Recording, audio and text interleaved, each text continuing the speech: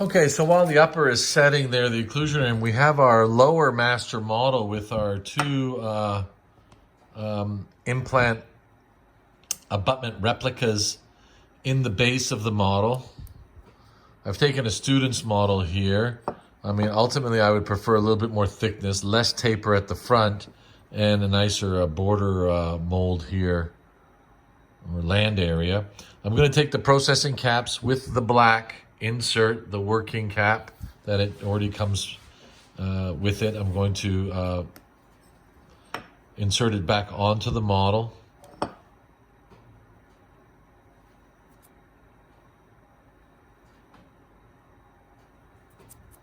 I'm just taking some wax off. These are older ones. So again, male processing cap, insert it on top. You can almost hear the snap on top of the abutment replicas.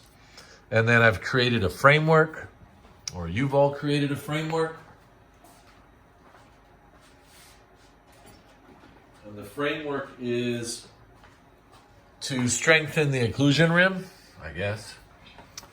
But more importantly, strengthen the denture. With implants, the patient has lost any proprioception, and they have no proprioception.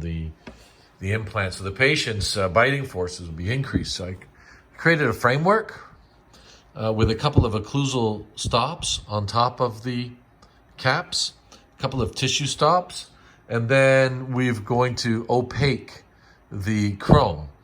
In order to opaque the chrome, it is completely sandblasted and then steamed. No oils from your hands. We're going to use, there's a couple of products to use. I think we've got DENT's Opaque. Try to keep it closed. You can see here it's almost like a little nail polish brush that comes inside here.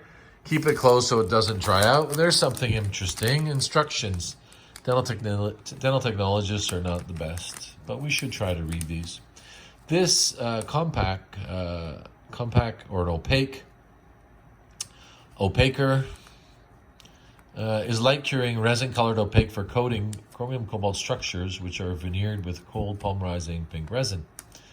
Thanks to its special color, Opaque compact opaquer, I'm trying to read it. It's a compact opaquer UV ensures coverage of all metal parts. So indication. Let's read it together. Boring, I know, but if I don't do this, you won't read it. Opaque for coating of chromium cobalt structures. Based on the current state of the knowledge, there are no known contraindications of using this material. Protective clothing, don't get it on your clothes, don't get it on your hands. Make sure you wear safety glasses. Highly flammable vapor causes skin irritation or may cause eye irritation and skin irritation and allergic reaction. A lot of disclaimers for everything is like that. If on a skin or hair, remove, take off immediately all contaminated clothing with water, shower. What does it contain? Methyl methacrylate dye, methyl methacrylate benzoate. It's in a ventilated place. Keep cool. Processing.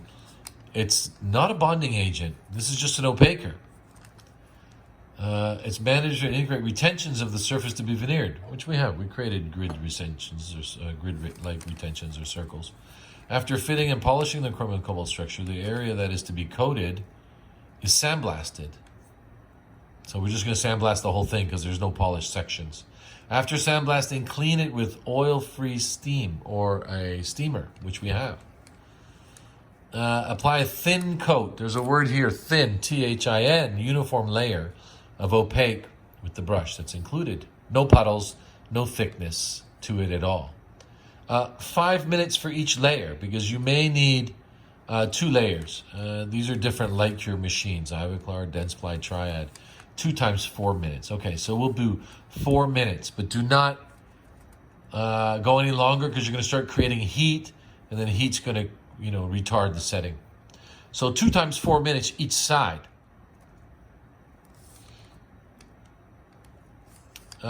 Should be placed very close to the light source. It's not cured long enough if it's discolored.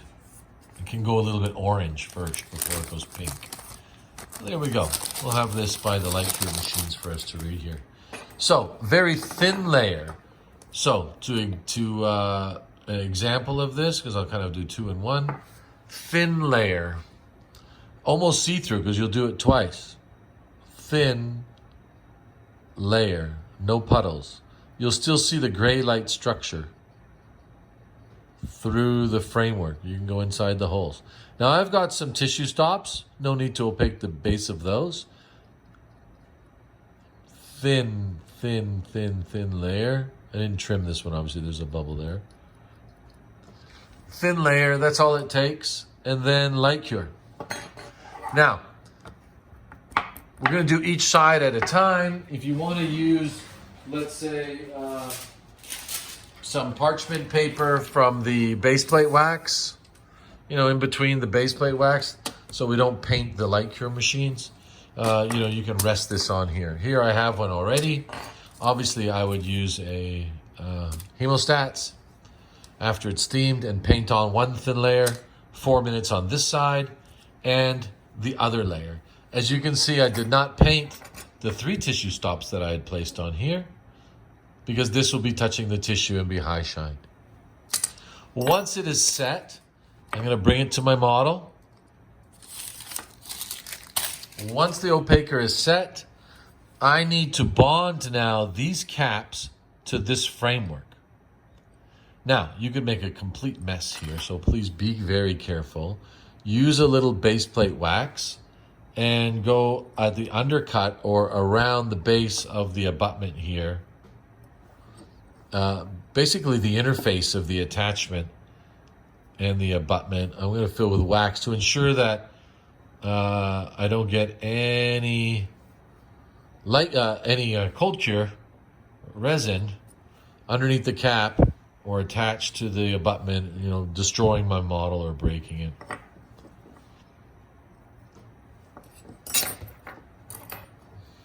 If I've blocked out too much, I can get an instrument, remove any excess. Normally I wouldn't do this because I'm pretty careful with the light cure. I'm not going to go below. But as a student, I think you should get a little light cure there. You can put even a little denture separator on your model, like pink separator around, so in case you're going to get sloppy.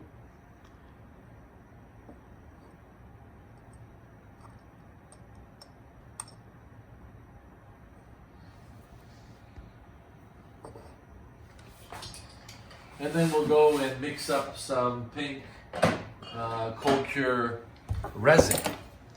You can't really laser weld the caps because of the thickness of the cap and the metal material. There's too much heat. Spot welding, not necessary. Mix up a tiny bit of cold cure acrylic.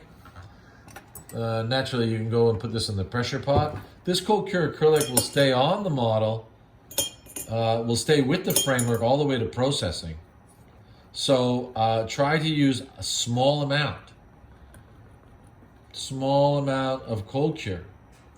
And what this is going to do is we're going to add cold cure and attach the male processing caps to the framework. Why are we doing that? Just because we can.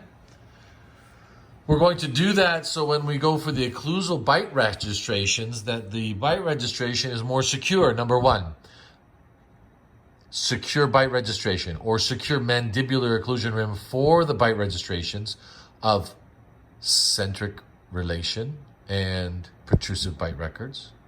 It'll also be in there for the wax tooth try-in, which will have a more secure, stable try-in to verify centric occlusion, in-centric relation, and vertical dimension, and aesthetics. Also, a third one would give the patient a lot of confidence now, a lot of confidence moving forward to process. Can be motivating the patient. They've waited a long time for these implants to osseointegrate, and now you've got abutments in there. And you don't want to have a surprise maybe at the insertion. It's like, okay, that's it. Maybe this is kind of like a dry run of how retentive it's going to be, especially if these are on angles or there's 4 of them or 5 of them. Back to the opaque. There's different products. I mean, the DENT one is a very good one. Do I have anything else here? I got Fricke's. Fricke's. F-R-I-C-K-E. Frick. Hide of frame. Opaque. Let's see what their products are. Just give them a little shake here. And naturally, I've got tooth colored, opaque. This is just off-white. Wow, good shade, off-white. This one is pink. And this one is basically air dry. Here, I got another pink one. Lots of the pink. This one's drying out a bit on me. Ay, ay, ay. Shake it up a bit and see if that helped. This one dried out on me. Pink and white. It's like nail polish. It'll go on. I'd prefer the Light-Cure one, has a better bond than the Paint-On. The Paint-On is okay, possibly if I'm going to cold cure a tooth or two or something like that. But the Light-Cure has a better bond strength. It is better bond strength if you are going to keep it clean when you're steaming it on. Most people don't do anything. If you look at a cast partial, acrylic partial, you have that metal bar in there. And we never opaque that. But we're going to try to bring our prosthetics to, let's say, next level. I think the resin is ready now.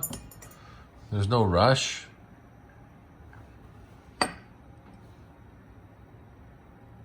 I'm holding the framework in place. I'm putting a little cold cure resin around the retentive grooves of the mail processing cap. Not under the processing cap, please.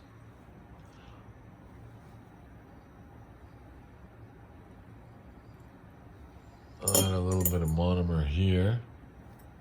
Take it off my model there. But if you have some denture separator on the model, that's not going to make a problem. So, small amount of acrylic. I'll put some here in the retentive grooves. Small amount of acrylic, engaging the undercut of the mail processing cap, engaging the undercut of the framework. And then we'll put that in the pressure pot. Remove any excess acrylic. You can trim it. Remove any excess acrylic, and then we're going to add our wax. So to make our mandibular occlusion rim. Oops, sorry. A little bit liberal here on the lingual side. I don't want them to come out during the procedures.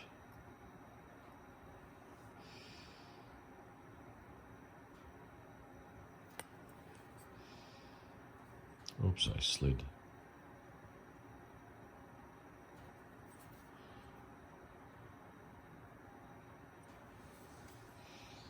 There we go. So we've got our cold cure resin holding the caps to the framework as one. No different than our heat cure is going to get injected around the